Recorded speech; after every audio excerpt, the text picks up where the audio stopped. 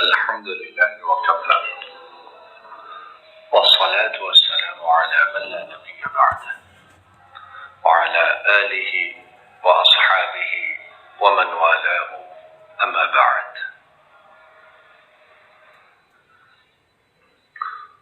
لقد أورد الإمام الألباني حديثا في كتابه سلسلة الأحاديث الصحيحة عن عائشة رضي الله تعالى عنها قالت: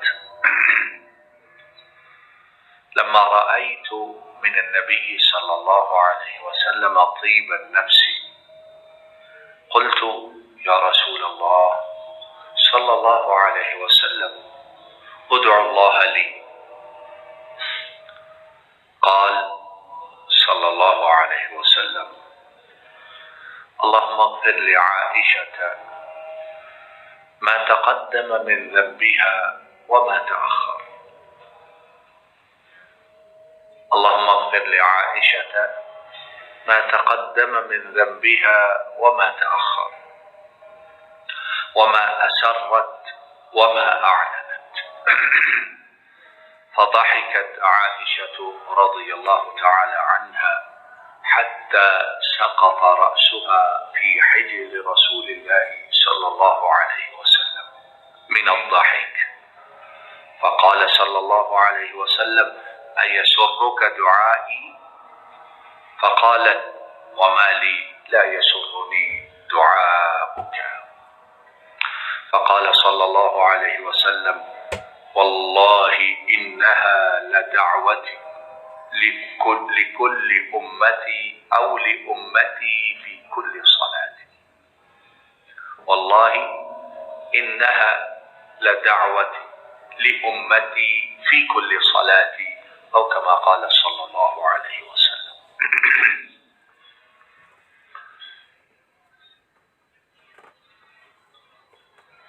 اس دنیا میں رہتے ہوئے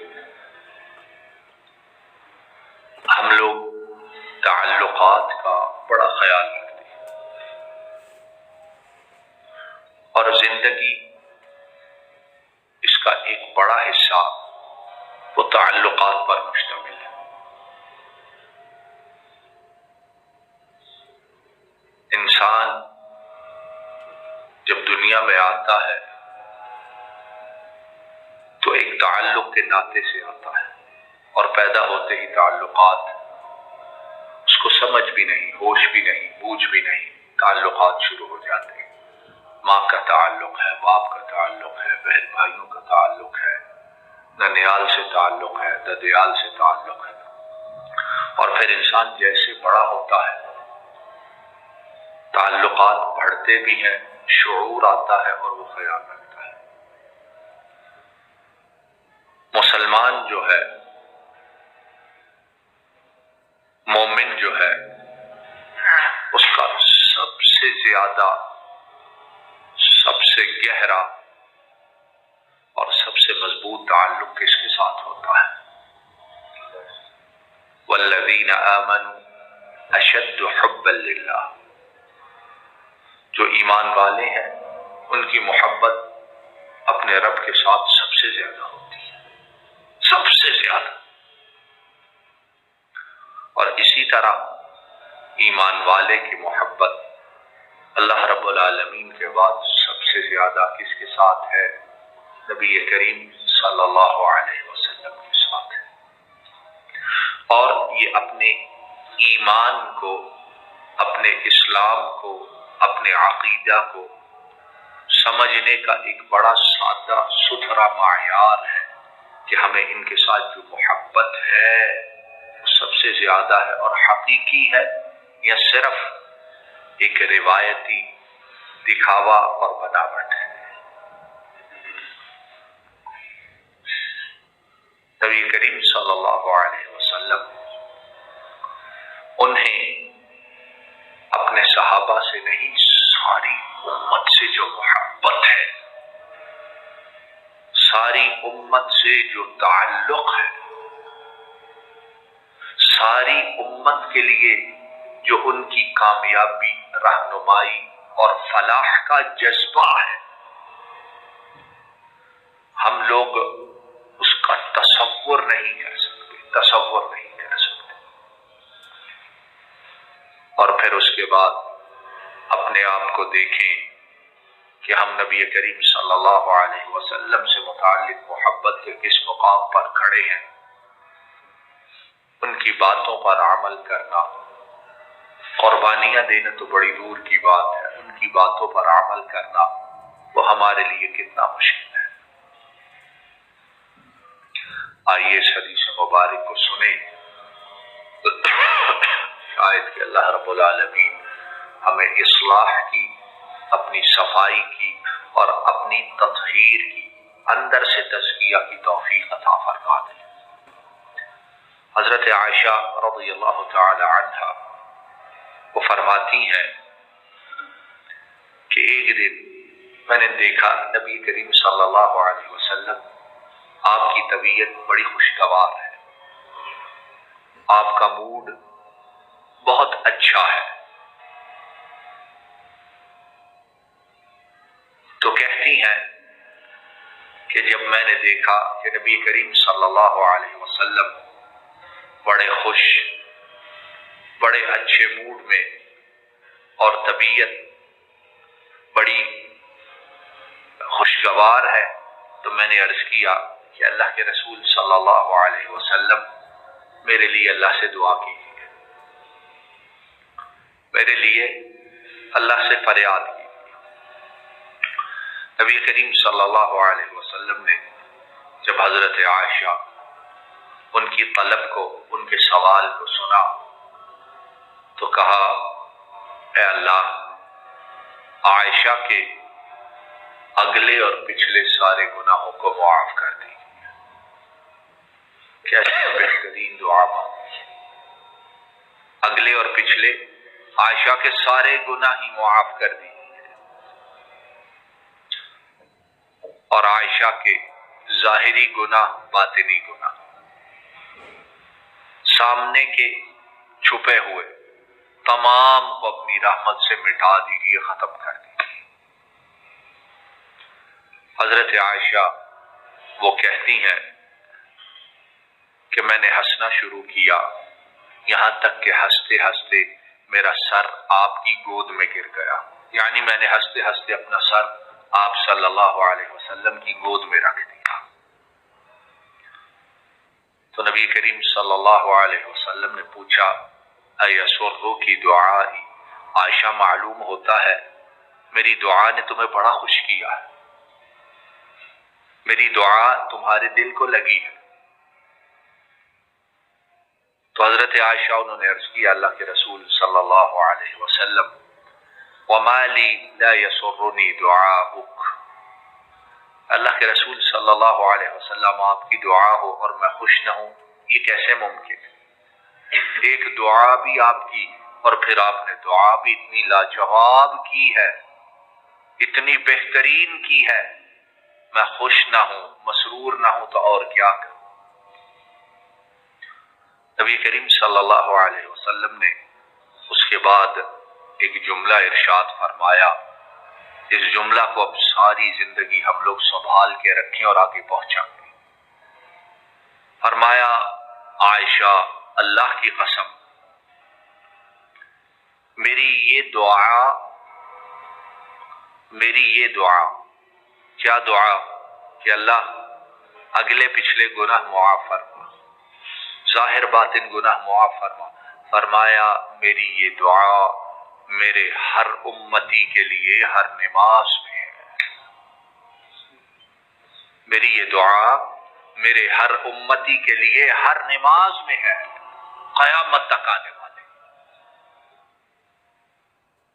کہ نبی کریم صلی اللہ علیہ وسلم کا ہم پر احسان ہے کہ نہیں؟ ہر امتی کے لیے۔ اور نبی کریم صلی اللہ علیہ وسلم کو اللہ کی مخلوق میں، اللہ رب العالمین کے بعد اللہ کی مخلوق میں سب سے زیادہ پیارا کون تھا؟ حضرت عائشہ۔ اللہ کی مخلوق ساری میں سب سے زیادہ پیاری حضرت عائشہ تھی۔ ایک صحابی نے پوچھا اللہ کے رسول صلی اللہ علیہ وسلم آپ کو سب سے زیادہ پیارا کون ہے؟ تو آپ نے فوراً جواب دیا عائشہ۔ وہ صحابی جنہوں نے پوچھا تھا وہ آدمی تھے اور اپنے متعلق سننا چاہتے تھے۔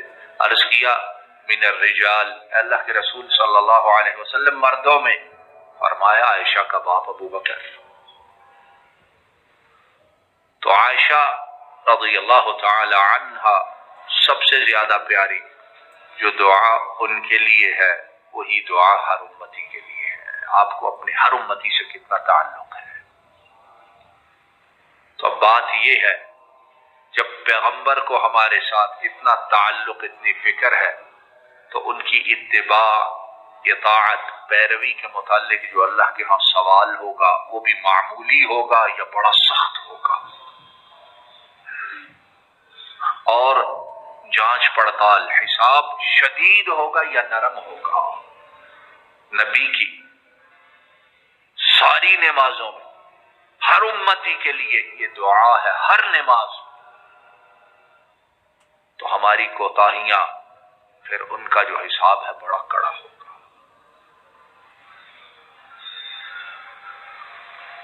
اور چند دن پہلے اللہ رب العالمین کی توفیق سے حضرت عمر ابن الخطاب رضی اللہ تعالی عنہ، ان کے متعلق ہم یہ سن چکے ہیں کہ صحابہ کرام رضوان اللہ علیہم اجمعین وہ نبی کریم صلی اللہ علیہ وسلم کی پیروی، اتباع، اطاعت اور آپ کے طریقے پر چلنے کی جو انسانی استطاعت ہے، جو انسانی بس میں ہے، اس کے مطابق وہ کوئی کوتاہی اور کمی نہیں کرتے تھے۔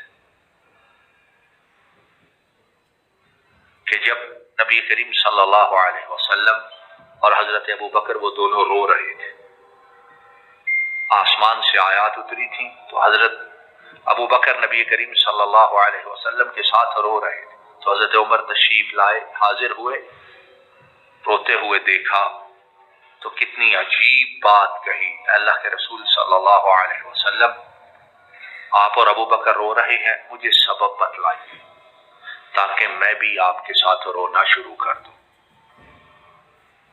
اور ساتھ ہی کہا کہ اگر مجھے رونا نہ آئے تو پھر بھی میں آپ کی طرح رونے کی کوشش ضرور کروں گا،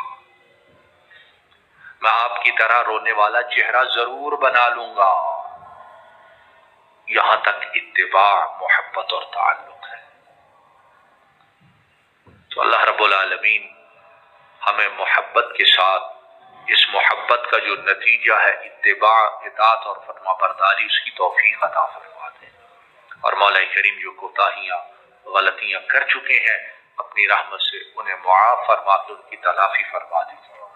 ربنا ظلمنا انفسنا وان لم تغفر لنا وترحمنا لنكونن من الخاسرين اللهم انك عفو تحب العفو فاعف عنا رب ارحمهما كما ربياني صغيرا رب ارحمهما كما ربياني صغيرا رب ارحمهما كما ربياني صغيرا اللهم اذهب البأس رب الناس واشفهما واشفنا أنت الشافي لا شفاء إلا شفاءك شفاء لا يغادر سقما اللهم أحسن عاقبتنا في الأمور كلها وأجرنا من خزي الدنيا وعذاب الآخرة ربنا هب لنا من أزواجنا وذرياتنا قرة أعين واجعلنا للمتقين إماما اللهم اكفناهم بما شئت اللهم اكفناهم بما شئت اللهم اكفناهم بما شئت ربنا آتنا في الدنيا حسنة وفي الآخرة حسنة وقنا عذاب النار اللهم إنا نعوذ بك من المأثم والمغرم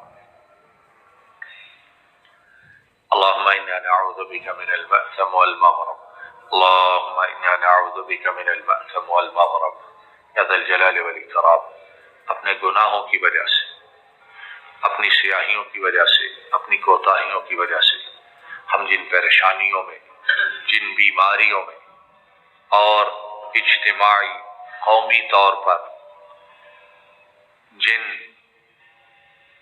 گندگیوں کا اور جن خرابیوں کا شکار ہیں اور اس کے نتیجے میں ہم پر جو عذاب ہیں، مولا کریم ہماری اصلاح فرمائیے اور ان بیماریوں کو، پریشانیوں کو دور فرما دیجیے، ہماری اصلاح فرمائیے اور ان گندگیوں کو ہم سے دور فرما دیجیے، ہماری اصلاح فرمائیے اور ان بلاؤں کو، ان مصیبتوں کو اپنی رحمت سے ٹال دیجیے۔ اور مولا کریم ہمارا ایمان ہے، یقین ہے کہ آپ کے سوا کوئی ٹالنے والا نہیں ہے، اور اگر آپ کا حکم اور ارادہ نہ ہو تو انہیں کوئی ختم کرنے والا، ان سے کوئی بچانے والا نہیں ہے۔ اللہم انا نعوذ بک من البرص والجنون والجذام وسیء الاسقام۔ اللہم انا نعوذ بک من البرص والجنون والجذام وسیء الاسقام۔ اللہم انا نعوذ بک من البرص والجنون والجذام وسیء الاسقام۔ وصلی اللہ تعالی علی نبینا محمد وعلى آله وأصحابه وأهل بيته وأتباعه إلى يوم الدين، آمين يا رب العالمين۔